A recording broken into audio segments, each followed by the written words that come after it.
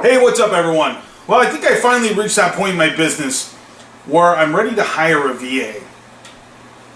So I thought I would take a minute and just kind of document the process, because for me it took a while to get here. I was nervous about a lot of things and I'm not sure how it's all going to go. So I thought I would document this for those of you that might do the same thing. Maybe you can learn something or avoid some of the mistakes that I'm bound to make. So today's the first day I'm really going to execute on trying to make this happen.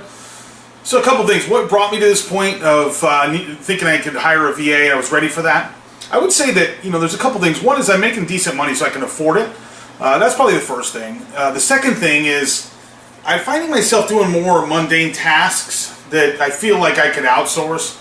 Like if I spend an hour or two ordering products to fulfill my dropshipping business, that's not really something that I need to probably do. I could outsource that, have somebody else do it for a couple dollars an hour. That's not really worth my time to do it all myself.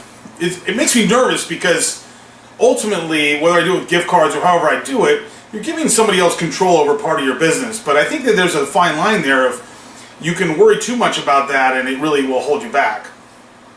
So I'm going to hire one. I'm going to hire somebody to do. I also get a lot of customer service crap.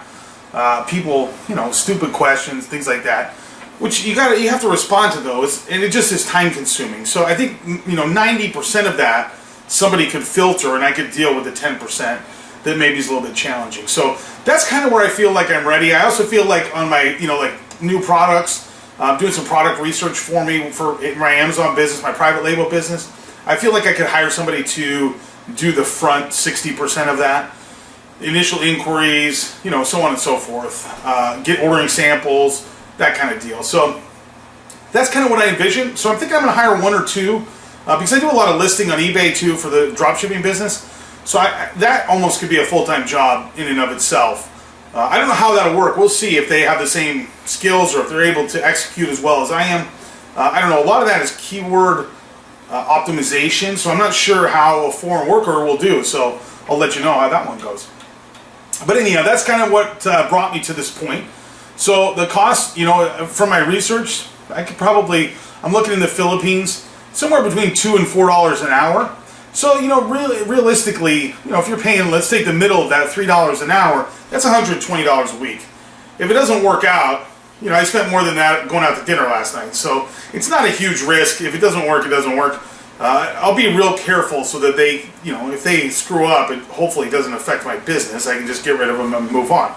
Hopefully it'll work out great. I think it'll help motivate me also, because when you have somebody else, this is one thing I find, when you have somebody else that you're trying to, you think about it, if you have somebody you need to work 40 hours a week, you have to give them enough work to fill that 40 hours. That's a long time if they're really working.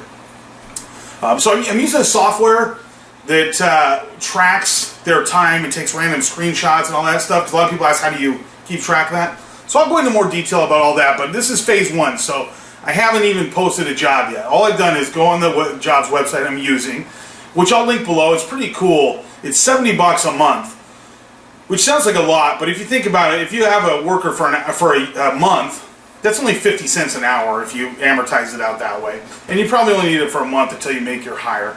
But anyways, I signed up for that. And so far I scrolled through and just looked at a lot of listings. It's pretty funny. A lot of the listings, obviously they're not subject to U.S. employment law and all that kind of stuff. So I saw listings on there that said, I only want to hire a female. With your application, tell me how many children you have, what ages, where they live, all kinds of things that in the U.S. you'd probably go to jail.